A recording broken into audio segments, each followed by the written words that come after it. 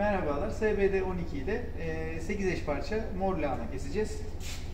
SBD12 konik bıçak yapısı sayesinde düzgün geometriye sahip olmayan ürünleri istediğiniz gibi merkezlemenizi sağlar.